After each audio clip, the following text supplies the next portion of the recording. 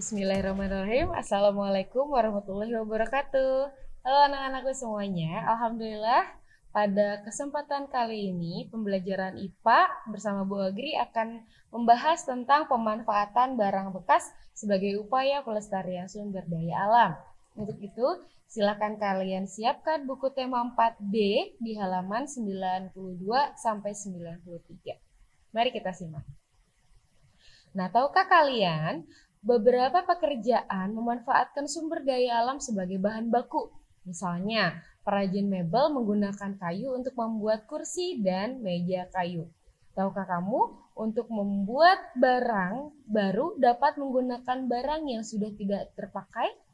Nah, beberapa jenis barang bekas dapat dimanfaatkan menjadi beberapa barang baru yang memiliki kegunaan. Di antaranya adalah, contohnya, yaitu kaleng bekas ya. Kaleng bekas di rumah sangat banyak sekali tentunya ya. Ada bekas kaleng susu, bekas kaleng manisan gitu kan, atau buah-buahan gitu ya, manisan kaleng atau buah kaleng gitu. Nah, ada ya seperti itu. Atau misalnya kaleng bekas makanan-makanan sarden misalnya, ataupun misalnya kaleng bekas kornet dan lain sebagainya ya. Kemudian ada juga botol kaca bekas.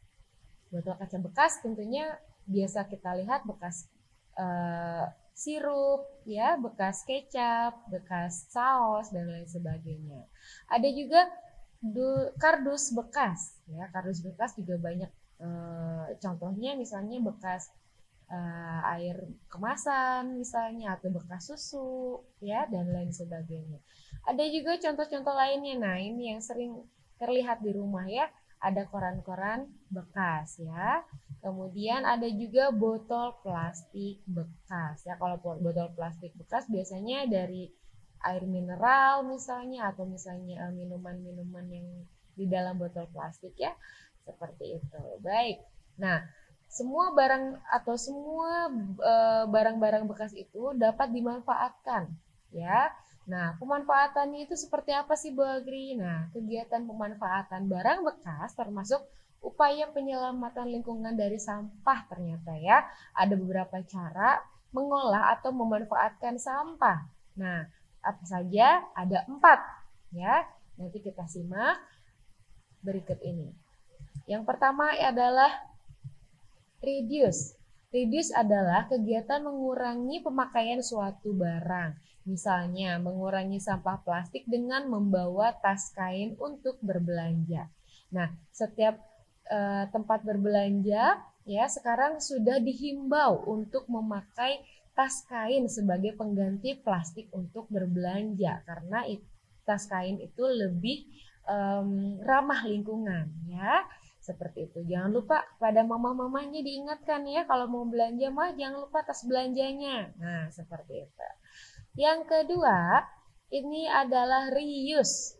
Reuse itu apa Bu Agri? Nah, reuse adalah kegiatan untuk menggunakan kembali benda yang masih layak pakai.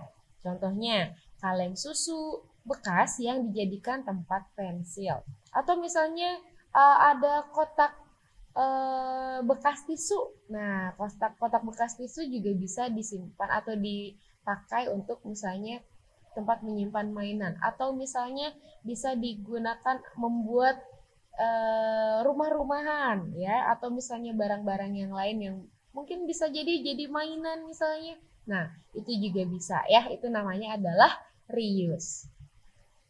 Yang ketiga, ini adalah recycle. Oh, sering sekali kita mendengar kata recycle ya. Recycle itu adalah kegiatan mengolah kembali atau mendaur ulang sampah ya. Misalnya memanfaatkan dan mengolah sampah organik untuk dijadikan pupuk kompos. Nah, contohnya seperti ini. Pada gambar ada gambar sisa-sisa makanan ya.